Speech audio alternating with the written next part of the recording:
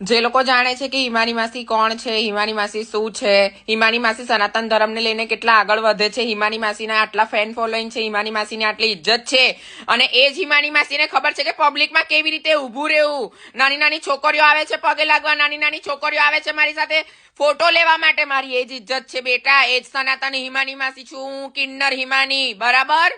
એટલે મહેરબાની કરીને તું એવું ના સમજીશ મને કે હું શાંત થઈ જઈશ ને હું ચૂપ થઈ જઈશ.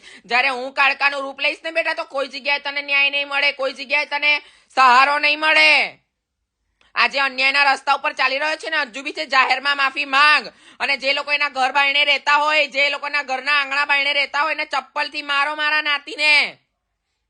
જે લોકો મારા સાથે સત્યની સાથે નહીં ઉભા રહેતા, એ લોકો બી કઈ કામના નથી, એ લોકોને કોઈ હક નથી ગુજરાતમાં રહેવા માટે.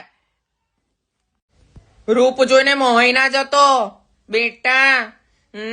કાળકાનો પ્રકોપ ખબર છે ને? ના ખબર તો ગૂગલ હિસ્ટ્રીમાં સર્ચ કરી લેજે.